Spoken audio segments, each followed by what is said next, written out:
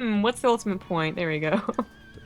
All right, guys, game number 2 here for the TING Open qualifiers. This is the winners bracket qualifying match. And once again, check out bttv.ting.com if you guys want to get $25 in credit. And also go learn more about Ting. The TLDR, US mobile phone service, looking to save you some money if you live in the United States.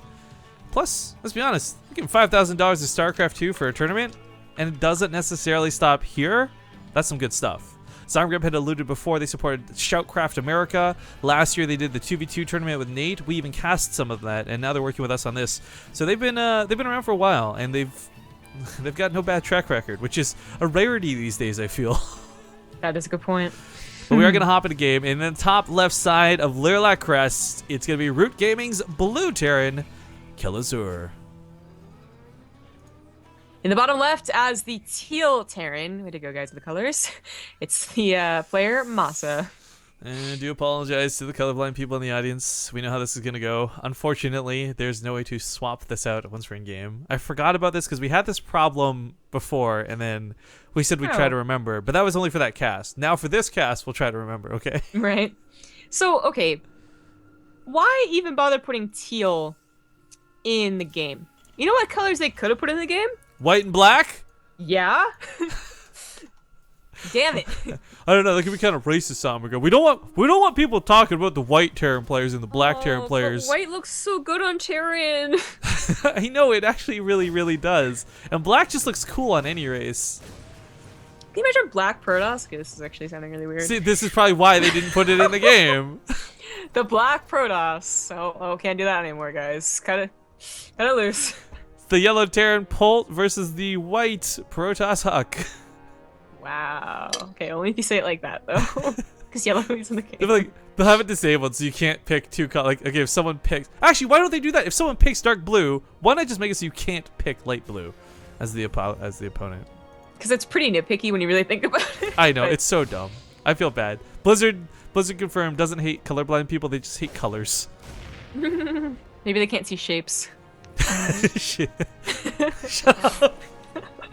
I done gone shape blind. Thanks, Papa Mitch, for 21 months in a row. Why am I not getting sounds for that now? I am. I'm special. Huh. Have I missed any other ones? I'm sorry, guys. No, Papa Mitch. So. Okay, cool. 21 months. I'll just go refresh Twitch alerts. I know that some people have actually been having a lot of problems with Twitch alerts lately, so I'm hoping that's not going to be afflicting us now. Yes. Go me. Go me. I want a pancakes. Oh, I thought you were going to get excited about the Liberator versus the Raven dynamic. I actually like the Raven a lot for this, but we'll talk about that more in a moment. Bad scrappy fight going down. Kelazhur going to take a very nice win at the start. 2 Hellions versus 2 Reapers. Hellions should win. Yeah, so it was quite difficult to see whose Reapers that were, but yes. They both have to hit and run through this, which is kind of funny because they both have stupid attack rates. But yeah, the Hellions clean this up. Third one on the way. The Raven, though, is interesting to me for a couple of different reasons.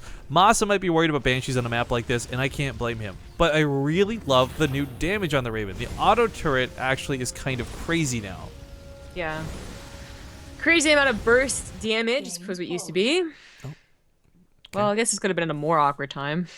Hellions attacking your supply depots, Liberator in your main base. The inevitable is coming. That's gonna close you the flame. This is like Star Wars when he freezes the laser midair. Oh, the new Star Wars, yeah. Okay, so this is the inevitable is coming. I love it.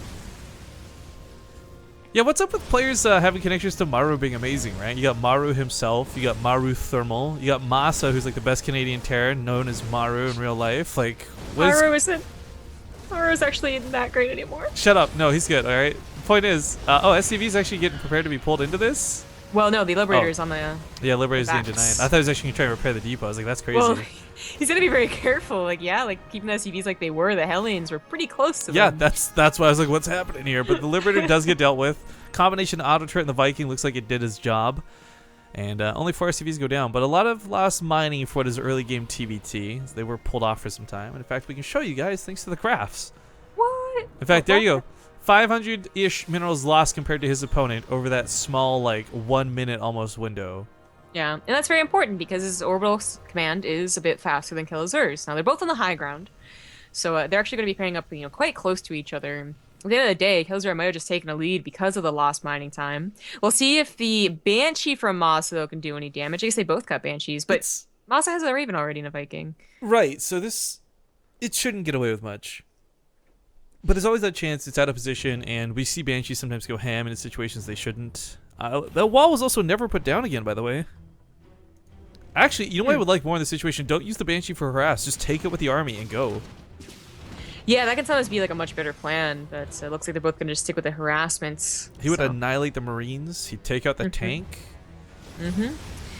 Kelazhur's going for his own Raven, so they both have detection. I don't think Kelazhur ever got a Viking, because he got a Liberator. Yeah, but he won't need it, because of course the Liberator is the only thing that requires the Viking due to its range. And he's getting a Viking next, but the Banshee can be dealt with combination Marines. And the Raven's actually out of position. Awkward! No, go back! Okay. Oh, this is missile turret. This can at least help make sure this doesn't get too out of hand. Yeah, it can pick off a lot of SCVs, though. This is something that he has to consistently micro, which sucks, because he is trying to push, and he wants all of his attention dedicated to the push, not keeping the SCVs alive. The push is quite a scary one, by the way. MaSa, his army is not bad, especially if it's, able to stay in this position without medevacs. It's going to be the case. Kelazhur can't break it. This is actually a pretty monster push. Picks up the tank there. Here comes the Raven. Auto turrets are going to get traded out for a moment. MaSa's got more auto turrets. If he places them down now, he'll take a really good fight, but he's being really lazy about this for whatever reason. Complacent, probably a better word than lazy, but still, nonetheless, this means he has to give up the natural. Command center gets lifted. I can't say that this is going to go down to the Marine fire, but that Raven with 2 auto turrets, I think, would have held that position. Well, this is very nice for Kelazhur, who already had that nice little pull on the SCVs, the Liberator harassment, and is now pulling ahead with his command center on the low ground. The Banshee comes in, but the missile turret this time is actually really well placed, and will stop that. Might get a tank, though. That's nice. On the side of the map, Banshee's still being annoying. It's worth noting, like, not a lot of workers were lost due to MaSa's Banshee never really getting in there. Oh, okay. The Banshee was still alive. I thought it died, but then it died. Yeah, might as well have died. Loses Viking control, which means he loses high ground vision. So this is where Kelazhur might start pulling back out of this. Either way, just pushing the natural base back and getting some workers killed makes him fantastic in this spot.